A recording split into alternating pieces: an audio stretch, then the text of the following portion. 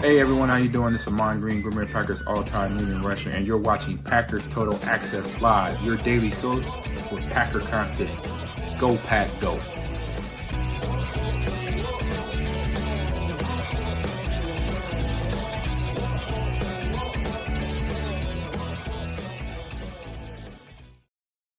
What's up, guys? Welcome into Packers Total Access. My name is Clayton. You can check us out on Packernet.com. Find me on Twitter at Packers_access. Join alongside Tim in Green Bay. We got Jacob in Wisconsin here to talk some Packers and talk some draft as we are how many days away now, boys? About 14 days. Is that right? 14 Don Hudson days away, baby. Let's go. 2 weeks away, man. I cannot wait, dude. This is going to be the best draft ever. It's been a fun process. I think I've learned more this year than I ever have.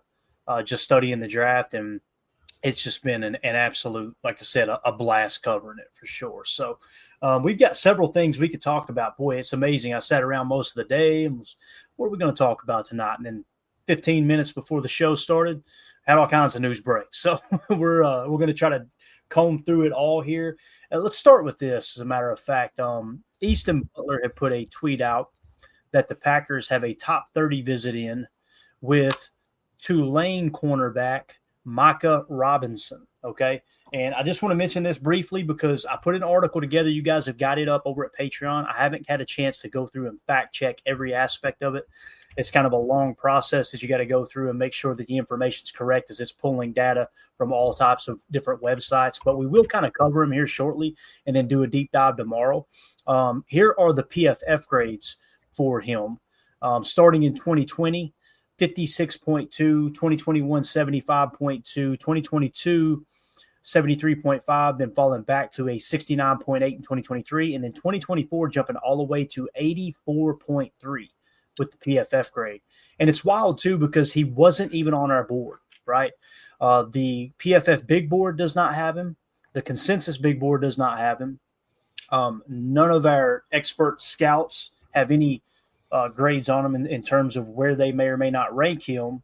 So what we've got to go off of are the PFF grades, and it just so happens that he was the 23rd highest graded corner, so that was putting him 23 on our board, and obviously that's not correct. So what me and Emilio have decided to do is if they're not on the consensus big board, we're going to treat them as if they're the very last prospect on the consensus big board to kind of shake that out. So it does put him pretty far down the list for us, and we'll cover it in detail, the full scouting report tomorrow. He's 439 on the PTA big board with that obviously over-exaggerated consensus big board grade there. I just wanted to mention that because that was breaking news before we went live. We'll do a deep dive on his high school recruiting report, all that stuff. It says he's a 3-star recruit coming out of high school, but again, I want to double-check that with On3 and run that by a few guys that I follow in terms of high school recruiting and college football podcasts. So just want to get you guys the facts on that guy before talking too much in detail about him. But I will get your all's take real quick. It's another cornerback. Seems like it's a late round corner, and you guys may be excited about this. The RAS isn't great, 6.77, but a 4.38 40-yard dash. So obviously this dude's a burner. Tim, you got anything you want to add to this? Jacob, same thing, man? No, I got to do a little homework because the first thing I thought was who? So we'll work on it. We'll get it together. But he's fast, right? I mean, sub 7 RAS, not super great, but not the end of the world. Worth taking a look at, though. Yeah, definitely like that 40 time. Not as explosive as maybe you'd hope, but like Tim said, I think it's homework's time because I could not find him on the PFF consensus board, and NFL Draft Buzz didn't even have a single thing on him, which usually they've got a pretty wide net that they cast over a lot of prospects. So that's a hidden gem for sure. Yeah. So again, we'll get all the details on him. I'll get that article completed by tomorrow and make sure everything's accurate. And we'll do a deep dive into him tomorrow and kind of see, all right, what does it look like we potentially have with Micah Robinson there? Obviously a top 30 visit. I think it's one of those guys that Goody's targeting for an undrafted free agent, most likely.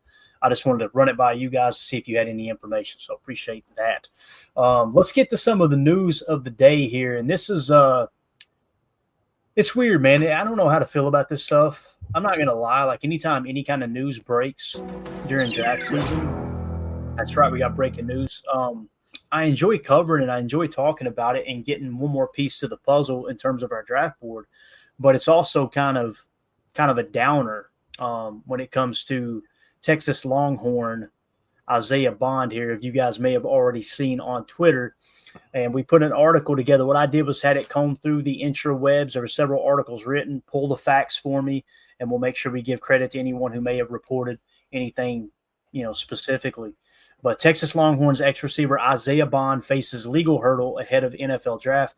Packers top 30 visit in jeopardy. So he just posted the other day that he was in Green Bay. We know we had already reported on it through Easton Butler, giving us the scoop there that he was going to be scheduled as a top 30 visit. So he completed that top 30 visit. And I'm going to try to give all the details into this. Before we dive into it, is there anything you guys want to say about Isaiah Bond? Because I'm not just saying this because it now seems like he's got some legal troubles that he's got to overcome. And again, innocent until proven guilty, in my opinion. But he was a little bit lower on our board, and some people were saying he's like late first, early second. I just never seen him like that according to our board.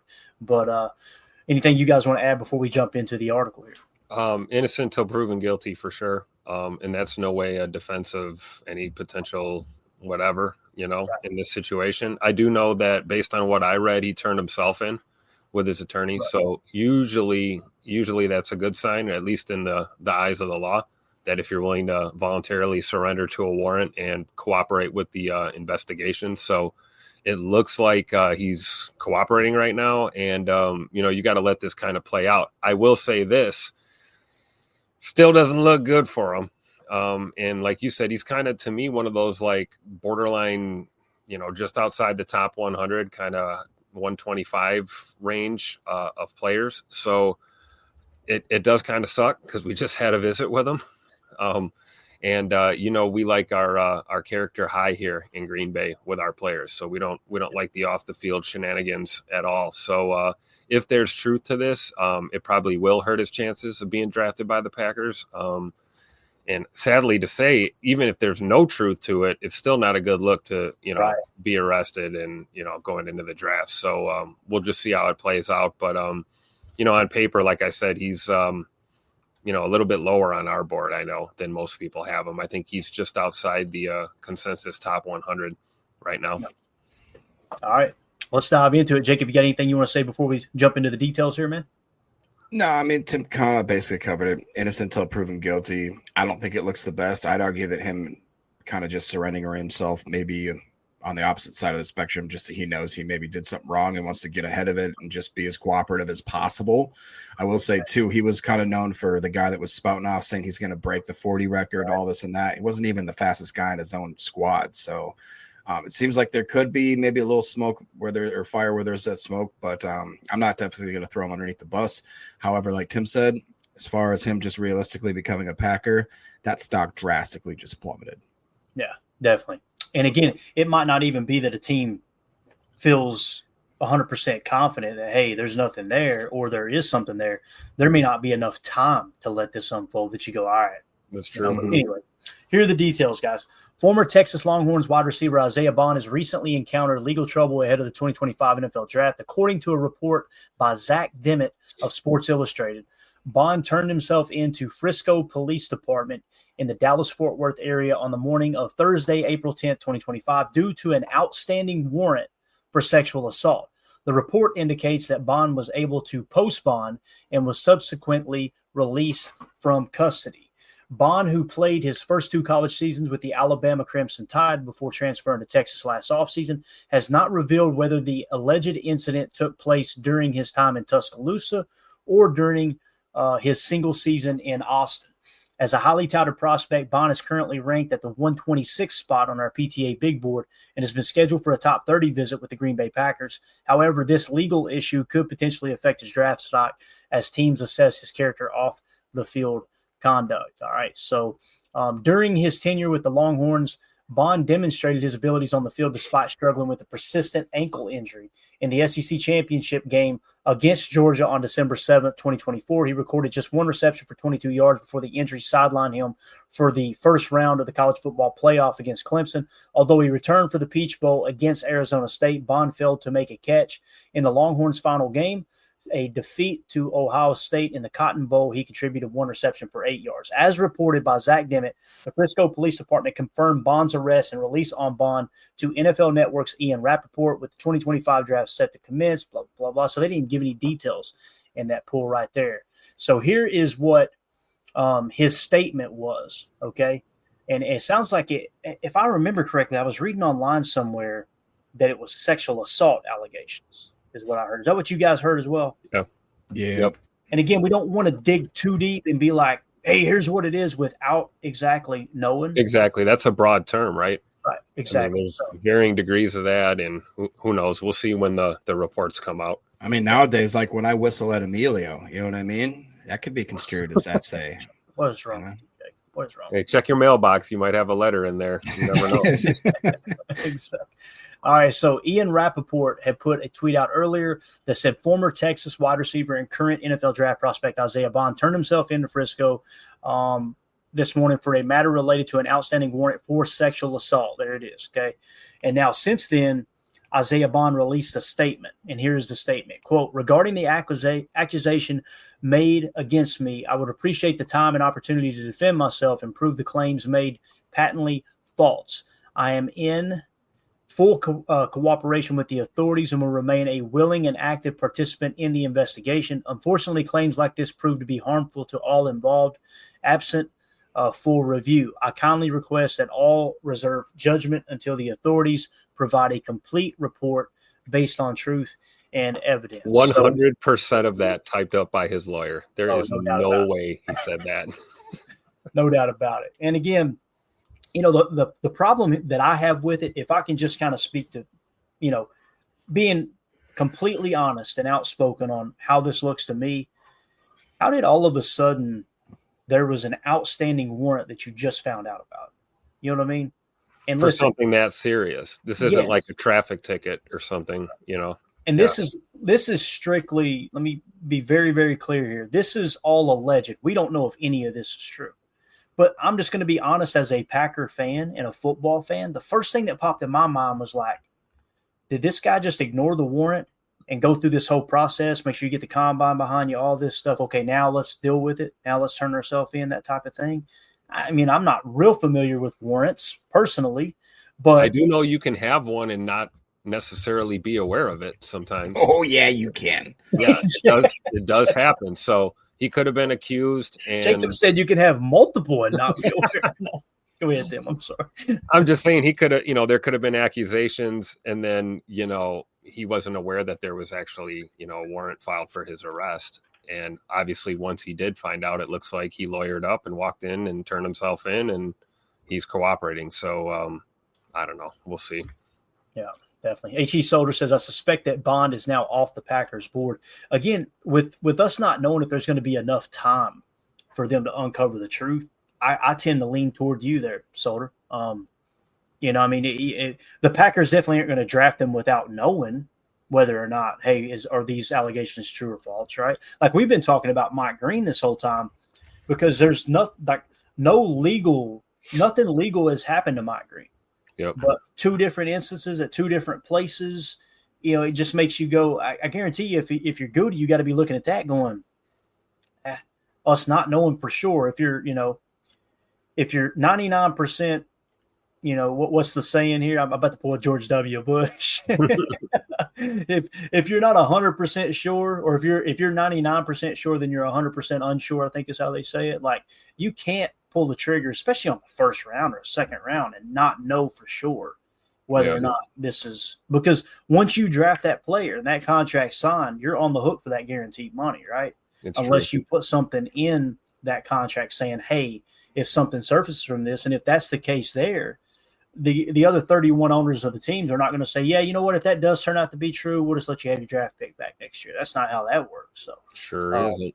Yeah, so it's going to be interesting to see how that plays out. And again, it is like when you compare it to Mike Green's situation, if there's nothing that's been filed legally, like he's not being formally charged with anything, and then you look at Isaiah Bond, there's actually a warrant and charges apparently here coming up. So we'll have to really see what happens. Either way, it's not a good look. You file that into the character concern bucket when you're looking at a prospect, and it's not a good look. That's very well said, Tim. Very well said. Chuck Goodman in the chat says, a few years ago, there was I think that means wide receiver, Wisconsin receiver, charged with sexual assault, rape, and won the trial in part because he had text messages from the girl suggesting otherwise. Yeah, I mean, listen, it's such a touchy subject, and I'm someone, just to be 100% transparent with you guys, I tend to almost always lean towards the female side in these situations. And it's just, all of our opinions are based off our past experiences, right? I was raised by an awesome mom who had the roughest life on the face of the earth. And I was also, lived in a 2-bedroom house with 3 sisters. So I always tend to be very protective over the ladies. That's just how I am naturally. So on the flip side, that situation there that he just described, that Chuck described, absolutely horrible for that guy. Like, you've seen it with Matt Ariza, right? What they call the punk god. It damn near ruined his life and ended up being fake, ended up being false, right? So, but on the other side, if it's true, there is almost nothing worse on the face of the earth than anyone having to go through a sexual assault like that. That is absolutely horrible. So I want to make that very clear, that's why you got to be really careful with these type of topics, man, because again, let it out and move forward that way. Go ahead, Jake. No, I'll just say this and then we can move on. 100% back what you just said. I will say, however, that if it comes out, and in all cases where somebody's life can be immediately ruined, the person that makes an accusation, if that is found to be clearly a false accusation, I believe that person should be equally sentenced to the same type of crime that man would have been. You know what I'm saying? If you're willing to drag someone's whole name through the dirt and it's proven to be a lie, you did it to try to make some money or whatever it is, you are an evil person and you deserve to suffer for those as well. Yeah, and if you're a man who sexually assaults a woman, you should be castrated. I'm sorry. Wood chipper. There's nothing. There's. I mean, my hair standing up right now just thinking about it, man. Like, I don't know. My thought immediately goes to my family and the females in my life, and I'm like, boy, oh boy. Whew. I like your thought though, Jacob. Like, if you're gonna falsely accuse someone of a felony, then you should be charged with a felony as well and be prosecuted for it. Mm-hmm. Mm-hmm. Yeah. United Bates says it was probably a new charge. He was given the opportunity to turn himself in for something like a sexual assault charge. Police would otherwise execute warrants at your residence. See, that's what I'm thinking. Like, I thought it would be a lot more like. Yeah. Hey, so then there's no way this was some old thing he wasn't aware of. That's a good point by Bates. Right. Clearly a new charge. I wonder if his legal representation might have been notified before he was and just said, hey, get your client and turn himself in. Otherwise, we're kicking your door in, kind of scenario. You never know. Which, by the way, props to Bates, because somebody was jabbing a little bit. They said, what Bates, what are you, a lawyer? And he said, no, I was a major crimes detective in SWAT, fella. It's like, and then Greg goes back and goes, don't piss off Bates. Y'all don't know about Bates. I know very little about Bates, but what I do know about Bates, it's very rare that you meet someone over the internet that you go, that dude's a real deal. That dude's a real deal. So. All right. So anything else on the Isaiah Bond situation? And again, man, if he's innocent, I hope he's proven innocent. If he's guilty, I hope they put him under the damn jail. Anything else, gents? Bates said he retired, so we can all have fun now. It's all good. All right. Fair enough. All right. So there you go. There's the Isaiah Bond update. And again, if we were to just talk strictly football in the situation, again, I'm not going to lie. I've been a little concerned. Like, if Isaiah Bond ends up being the 23rd pick, I don't know how I'm going to defend him. Oh, bro. You know what I mean? Because it's like, this was before all the allegations, because he's just so low on our board. And I'm like, I just can't see the 23rd pick. I can't even see the 54th pick. You know what I mean? If they take him at 54 instead of Jaden Higgins, are you kidding? Don't. Tim's going to be getting served a warrant. That's exactly what's going to happen. So, all right, there you go, Isaiah Bond. Up next, I put an article together earlier. I want to get your all's take on it. I've been trying to, explain what we did last year with the draft board in the magenta players. You guys remember me talking about this last year? We had, I think it was 7 or 8 players that were highlighted in magenta. And it was like, okay, these are the guys that if I had to put my money on it, these are probably the guys the Packers are really looking to draft. Doesn't mean the board's going to fall just right, but expect a good portion of these players. There ended up being 2 of those 7 or 8 players that actually got drafted by the Packers, Tyron Hopper and Katano Ladapo. Now, what I did today was I took a little bit of time as we were rained out earlier today from work, and I said, let me try to vocalize. Let me try to put this in article form and explain to people how we came up with that and take it one step further this year if we can. I just put prime for the picking. So the Packers find talent at the Senior Bowl. The Green Bay Packers have a knack for spotting talent in the Reese's Senior Bowl, an annual showcase for top college football prospects. Say Reese's? Yeah, that's how I say it. Do you say Reese's? Reese's. Yeah. We down here we say Reese's. So yeah. Just like I've heard people say coyotes. I'm like, what the hell's a coyote? We call them coyotes. What are we doing here? So what do y'all call coyotes up there? Coyotes. Coyote. Okay. Oh, See, here we go. I'm telling you. I love how Jacob's always the first person to go, did you say it? Did you say his name like that? And then he's the one that's in the minority here. But anyway. Don't put that name in my mouth right there. All right. So in recent years, the Packers have leaned heavily on Mobile, Alabama event to bolster their roster. Last year alone, 8 Packer draft picks, so there it was, in 2024 had Senior Bowl experience, highlighting the team's trust in the event's competitive environment. With the 2025 NFL Draft approaching, hosted in Green Bay this time, Packers fans can expect their team to keep mining the Senior Bowl for future contributors. So here were our draft picks last year. Look at how many of them were at the Senior Bowl, guys. Literally all but 3, and one of them was Edgerrin Cooper, who was at the East-West Shrine game. Here's the guy. So the players that why Glover was no good. Sorry, Amelia. Exactly. Not fired. Our draft picks last year, Jordan Morgan with the 25th pick, he was at the Senior Bowl. Edgerrin Cooper, the 45th pick, East-West Shrine Bowl. 58th pick, Javon Bullard, Senior Bowl. Marshawn Lloyd, 88th pick, Senior Bowl. Tyron Hopper, 91st pick, Senior Bowl. Evan Williams, 111, Senior Bowl. 163, Jacob Monk, to the best of my knowledge, was not at the Senior Bowl. He was at some kind of like Carolina All-Star game or something was the only thing I could find on him. Then Katano Ladapo at 169. He was a Senior Bowl participant. Travis Glover, Emilio's man there, he was not. And then Michael Pratt was at the Senior Bowl. We drafted him at 245. And then Kalen King at 255. He was at the Senior Bowl. So, again, that's what? 1, 2, I think we said 8. Is that right? 8 players of our whatever it was, 11 picks last year were all Senior Bowl participants. Now, identifying Packer types in the draft. In 2024, we successfully narrowed the field down to 7 players who fit the Green Bay Packers draft profile, 2 of whom the Packers ultimately selected, those 2 being Tyron Hopper, 3rd rounder, and Katano Ladapo in the 5th round. This year, we'll create a similar short list of prospects. The criteria are straightforward. Each player must meet the Packers' athletic threshold, and that's the element I'm going to add in this year to kind of narrow it down a little bit more if we can. Players with incomplete athletic profiles but not yet disqualified will be included. Let me explain what that means. We now have the heart emojis, the heart eye emoji updated on the draft board. Anybody who has that heart eye emoji, they have not been disqualified by the Packers athletic threshold. And the key, like if you go to like one of my favorite draft guides every year is Packer Report. They do an excellent job with this.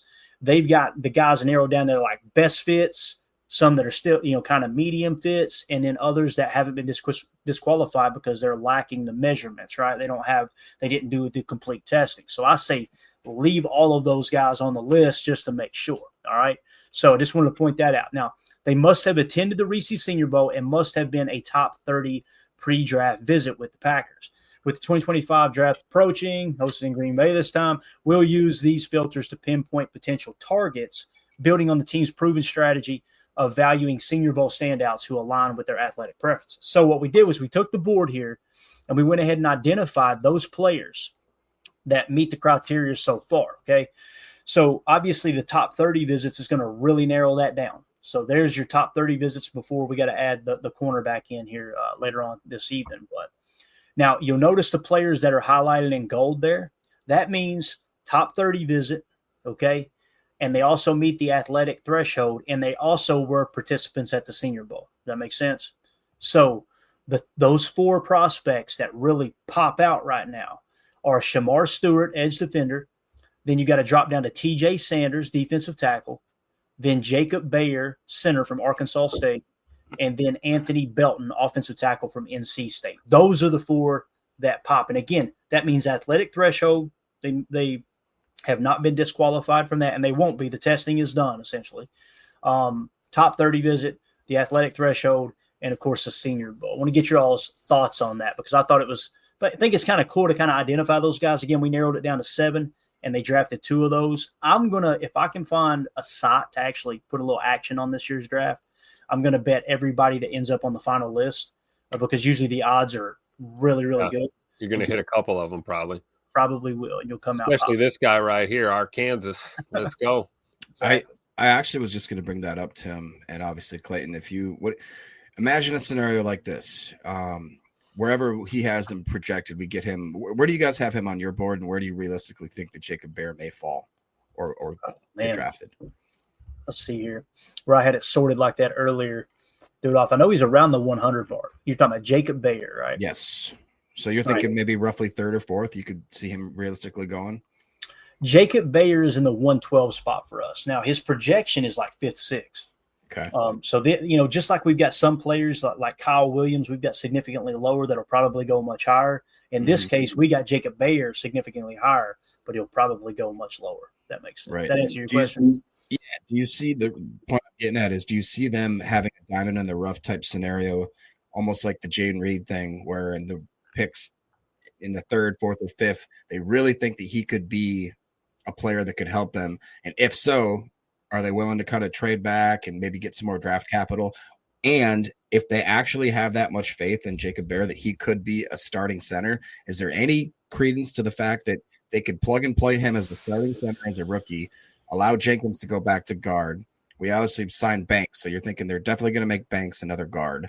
Does that force a competition at left tackle between Walker and Jordan Morgan? And are we more set at the offensive line than we maybe think we are, and we don't need as many late round? You know what I'm trying to say? Like one pick from Jacob Bear completely offset a lot of the needs at the offensive line position is what I'm asking. Yeah, no, for me, if I had to put money on it, if Jacob Bear was drafted by the Packers, no matter what round, would he have a shot at winning the starting center job? Absolutely not. Yeah. That's me personally. I think it's a long shot they draft him. And you're going, Clayton, you just highlighted this. The reason he made this list, guys, is because he was a Senior Bowl participant and a top 30 visit, right? And for people that go, they'd never be interested in Jacob Bear. Okay, hell of a smoke screen they sent there with that top 30 visit, right? And keep in mind, it's okay to draft a guy, bring him to camp, and then you're not in love with him, and off he goes. You release him. It happens all the time. All the time, yeah. And here's the thing, like that's narrowing the list down to 1, 2, 3, 4 players, right, that we've got now. Now, when you throw in the athletic threshold aspect of this, right, this is what you got to say. Although there are several more top 30 visits still to take place for the Packers, the short list right now includes Shamar Stewart and TJ Sanders, who check all 3 boxes. So that's that extra layer we added this year, okay? So of those 4 players, only Shamar Stewart and TJ Sanders check all 3 boxes, the athletic threshold, the top 30 visit, as well as Senior Bowl participants. So those are the 2 that I feel like are, boy, if the board falls just right, they'll probably jump all over. And there's nothing to say that they won't unless the interviewing and the testing process that's all kept private at Lambeau when they come in for the top 30 visits just goes absolutely horrible. And that could be the case. That could be the case for sure. So just wanted to kind of point that out. And again, when you look at those players, it's Shamar Stewart, he's in the 15 spot. TJ Sanders is in the 40 spot. Jacob Bear's in the 112 spot. Again, he doesn't meet the athletic threshold because he's 6'2", but he was a top 30 visit, and then Anthony Belton at 145. So it kind of feels like first round, second round, third round, fourth round out there, don't it? Yep. I like your logic though, Clayton. Probably means we're not saying they're going to draft all of these guys, but the likelihood is, that's the list you want to probably work from. I bet you one of them, at least one out of 4. And I bet you at least 4 or 5 out of that whole grouping. Or maybe, that's crazy. Yeah. But yeah, it's true. Dave's MX6 Garcia says Donovan Jennings was a top 30 visit last year. He did get a nice UDFA bonus though. So that's the other thing is like you're going to have some of these guys who meet the criteria that end up being UDFAs. We had some of those. That the draft picks is all I include. I didn't even include like Donovan Jennings, and I want to say there's a couple of like Omar Brown we ended up signing too. Remember? Yep. I think he was one that kind of fit not the entire threshold, but just another guy that was like I think he might have been a top 30. I could be wrong there, but anyway, it's just something to another way to look at the draft and look at the board and go, okay, I'm always trying to look at how can we zero the target in, and the athletic threshold might be a little too much added to it. But then again, I'm eager to see once we get that final list down. If that takes a list from a 7 to 10 down to 2 to 6, and they end up drafting 3 of those 6, I'm going to be pretty fired up about it. So H.E. Soder with the super chat. Thank you, buddy. He says, what we really need is for the Titans or Browns to pass on quarterback and then look to move back up. Great chance to trade back. Steelers are the problem. That's very interesting because this whole time I'm going, man, I want as many quarterbacks taken before the Packers pick. But that's a great point. If Shedeur Sanders falls, and it sounds like he's slipping right now, if he does fall and someone wants to climb back up, trade up to 23, that's a great point, Soder. And for a quarterback, people will overpay if they really like that quarterback. They will give maximum draft capital there. So since we're on the topic here, no, matter of fact, let's make that a separate topic if we can. I was going to bring up the whole Deion Sanders thing. I heard Ryan talking about it earlier today. Yeah. Did you catch his pod this morning?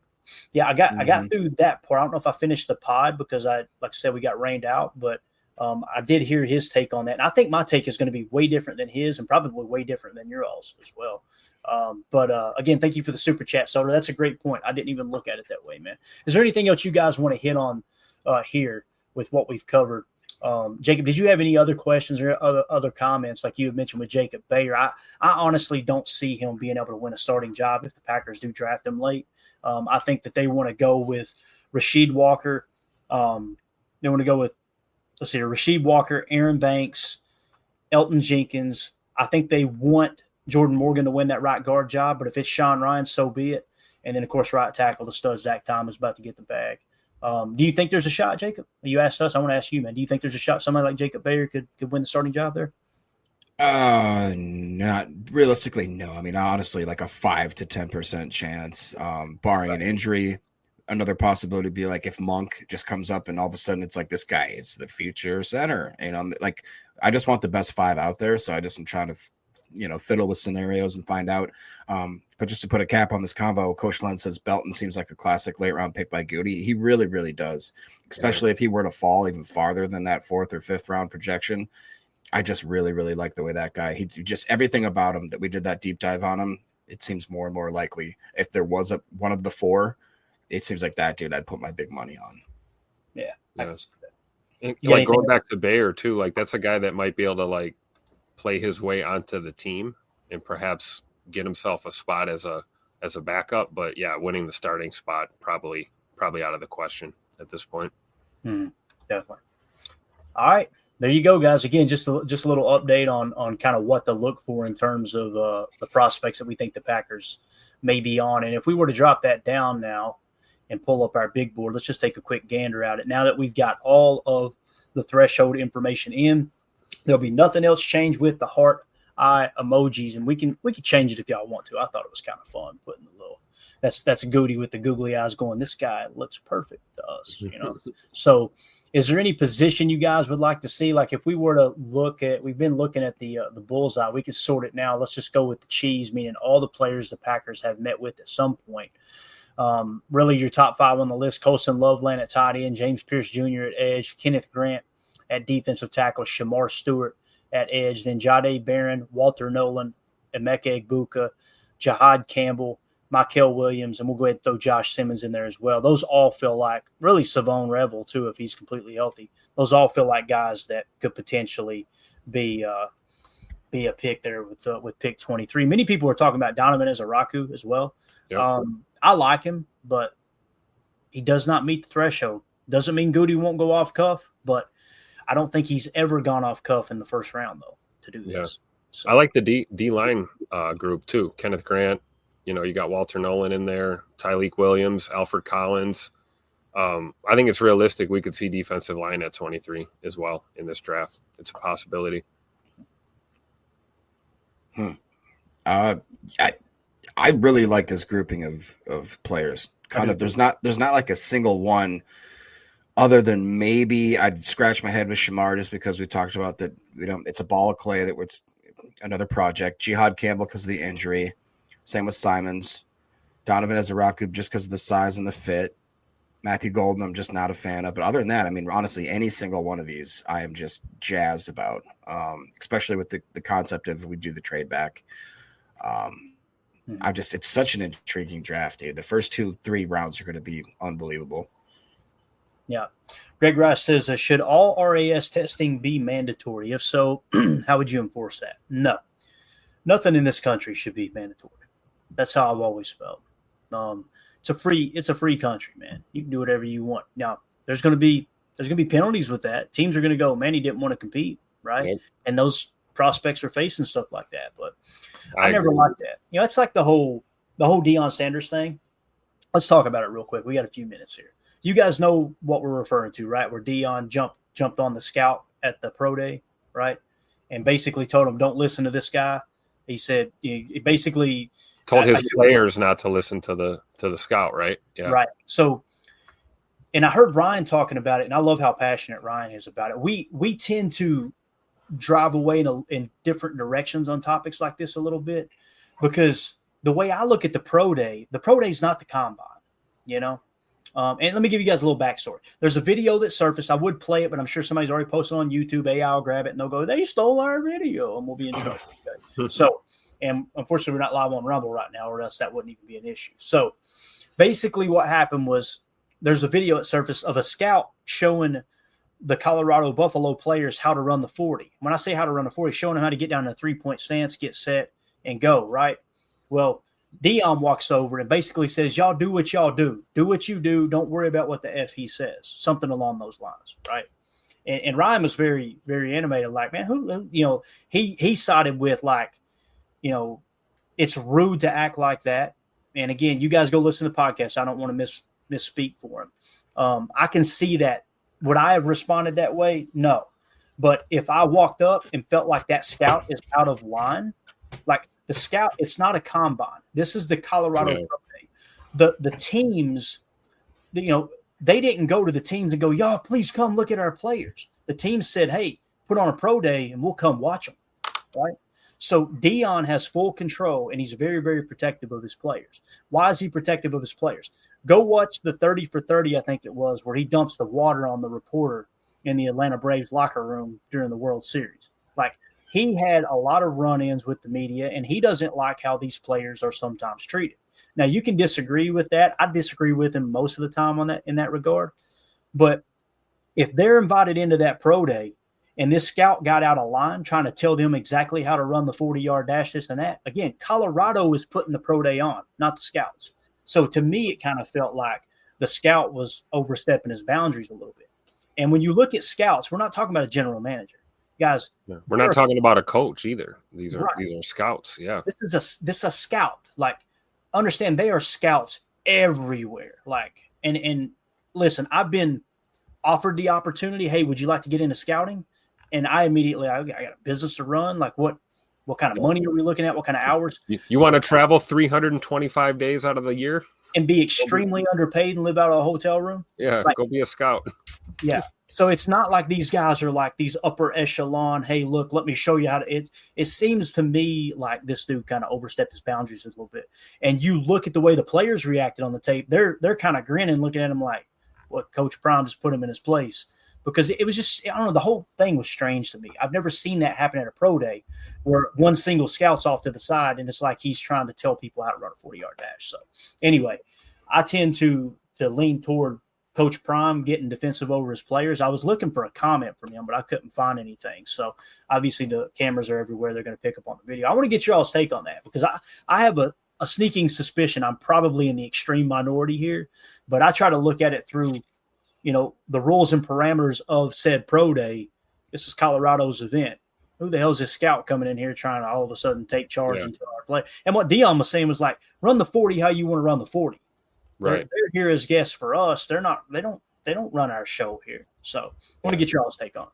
I mean, just listening to Ryan's pod, I think like what I got from it, you know, his kind of point was, you know, the execution could have been better on Deion's part, like to be that example to your players and to maybe step and grab that scout and walk them and have a conversation rather than cussing them out in front of your players and telling your guys, hey, you don't have to do that. It was kind of like, I I felt like his take was the execution could have been better. It's not a good look to just be cussing out scouts, but Right. I think you bring up a really good point though. It's not the scouts pro day. It's Colorado's pro day, and they're not anybody's players but Dion until they're drafted. So I can understand him being defensive. We know his whole story. The whole reason he agreed to get into coaching at the collegiate level. He's been asked several times about going to the NFL, and he said he didn't want to. He wanted to help young players, on their way to becoming pros. And I think it's something he takes seriously, and that's probably why he got a bit defensive when it came to some scout telling his guys how to stand running a 40-yard dash. So I get your point, Clayton. Yeah, and look, Prince knows what we're talking about. He says, Tim McCarver, quote, "Oh, you're a real big man, Dion." You guys got to see that. You can find it on YouTube where this dude was running his mouth on Dion. Dion snuck back in during the victory party in the locker room and hit old boy in the face with some ice water or something because he'd been talking trash about Dion all week long. What I don't respect is when people talk behind other people's back. Like we say it on this pod all the time. If I wouldn't say it to a player or a coach's face, I'm not saying it on this pod. That's chicken poopy. Go ahead, Jacob. What's your take on this, man? I'm not even gonna pretend. I honestly don't care. I just don't. Like, to me, it's Dion has a certain way of coaching. His players have a certain way of understanding the way he coaches. Anybody else from the outside looking in can kind of go kick rots. And at the same time, like, it seems like a real kind of clickbaity type thing just to get people talking. Not saying that's what you did, but I'm just saying it feels like Coach Prime is always going to be button heads with the media in some type of way. And I feel like this was just another reason for the media to kick up a story, to get a quote, to stir some drama. And I think Dion did the same thing because it's like anytime, especially during pre-draft, most news is good news unless you're Isaiah Bond. You know what I mean? If Dion's done one thing, it's been being consistent, right? Dion has been Dion since day one. He'll be that till the very end. He's consistent. So I'm with you, Jacob, to a certain extent. Like, I don't understand why anyone's even shocked or appalled anymore. It's like, this is how dude rolls, It'd be like being mad at Dennis Rodman for having purple hair. Well, I didn't hear anything about were the students or the players, were they so offended they needed to have comment? Was Dion so offended that it needed to be a story? Was the scout even so offended that it needed to be brought up? I feel like it was just a thing that happened. Yeah. Right. Or like somebody else was standing on the sideline and just overheard it, and then they ran right with the story. Oh my God. Yeah. Exactly. So again, we're talking about, because Greg Rice said, should all RAS testing be mandatory? If so, how would you enforce that? Just kind of having this conversation about it. Chuck says many employers have mandatory testing before being hired. How can you justify that take? They do have mandatory testing. If the league wants to do mandatory testing, they can do that. Yep. But also, it's a free country. The players can say, no, not doing it. And guess what? It's a free country. The employers can go, I'm not hiring you. But this whole idea of like, herd them up like cattle, boys. You want to play in the league, you better jump for me. I just can't subscribe to that. And you're right. The NFL would have to, clear that through the NFLPA, right? And they'd have to make this a part of the CBA with the players and make it official. They haven't done that. So, right. Exactly. Jay Beesky 12 says Pac Daddy took the other side, but to be honest, I agree with Primetime. There you go. And listen, I understand Ryan's standpoint too. Like, it's not like whoa, what a horrible take. I was listening to it going, yeah, man, that's a good point. That's a good point. That's a good totally point. Totally valid. Yep. Yeah. But at the end of it, I was like, I think I probably, and again, we don't know all the details, but I kind of side with Coach I think Brown. Maybe like to Tim's point, and if I understood Ryan correctly, it was more like, okay, you're supposed to be this leader of men, this developer of character, and that's how you are showing a prime example of how you deal with adversity. It's like cussing a guy out, making him seem maybe insignificant or small. I would agree that like that's not a good look, but it's football. It ain't touch football with feelings attached. That's the thing. Like when people and Ryan, I'm not saying Ryan did this at all, but I hear a lot of fans, they get upset, like with Aaron Rodgers. He's yelling at he's yelling at his teammates. Y'all have never been in a damn huddle, boy. Let me tell you. Y'all have never been in a locker room. There are fists flying in the locker room. And then you go out on that field and you headbutt, you strap it up, and you go to battle with each other, right? I'll do you one better. I don't want to be a part of a team that guys aren't doing that. Exactly. Because then nobody gives a crap. There's no passion. There's no standard. Nobody's trying to hold each other accountable. Bingo. It's normal to see a little fire and brimstone, a little frustration, right? You're trying to pick your guys up. Yeah. Adam Block said it's called setting boundaries. That's probably a good way of explaining how I felt about it. Like, you got to know, all right, going in, this is our pro day. We're running this thing. And again, it's just weird. Like, I think Drew said it. Yeah, here we go. Perfect. Drew said, I kind of feel like we just don't have enough info on about what exactly was going on. Because, like, in that whole situation, who was this guy? How did he get down in the front of all of the players telling them how to run the 40? You know? And it's obvious Deion didn't appoint him. But you know what? If we were to play devil's advocate, it may have been a situation where someone at Colorado's pro day did appoint him and Deion didn't know it, and then Deion spoke out of line. Well, I was going to say, dude, every combine I've ever watched, you remember they gather up and there's an instructor who literally says, this is how you do it. You have to hold it for a second. If your arm goes up before it goes, you know, we've all seen that. Yep. So maybe it was just a guy thinking, this is my job. This is what I got to say. And to that point, maybe, yeah, that is a little bit annoying if Deion just went and berated some random dude that got hired to do specifically what he did. That's the thing, though. According to Deion, it was his reaction. He wasn't hired to do that. Yeah. So this is something. So I'm wondering, but that could be an indictment on Colorado's pro day too. Like maybe they didn't have their guy there. Maybe their guy wasn't there, and now some scout walks over and is, you know, playing John Madden. I can picture him snapping his. All right, boys, I got this. That guy. Everybody, line up over here. Let me He's show got you those polyester shorts on from the 1980s. You know. Oh yeah. Chuck Jaggers says Deion should protect his boys. We all wish we had a kid in that college. It's Deion coaching. Hey, that's the thing too. That's what draws people to Coach Prime. And listen, that program is, boy, he flipped that thing real quick. Yep. And it's because they know Deion's going to go to bat for the players. Like, they know that Deion is and listen, there's a certain level of that's Deion Sanders. We're going to get nationally televised games. That's a big part of why these prospects want to go there and play and get their talent showcase as well. So I'm glad we covered it. That was a good conversation. I love hearing everybody's different viewpoints on it, because there's going to be many times that I disagree. And sometimes you'll hear me all the time on this pod. I'll look up and go, damn, I'm in the minority, because I'm wrong here. Something's, I wanted to see what everybody was kind of saying. It looks like it's somewhat split, but again, I definitely agree that it's everything's blown out of proportion for sure. So, all right, that's going to do it for hour one. For those of you listening on the pod, we will see you on the other side, where we're going to do us a mock draft and see if we can uncover a little bit more information on where the Packers sit in all 7 rounds, and see if we can learn you a little bit better during this draft season. We'll see you on the other side for hour two. Appreciate you.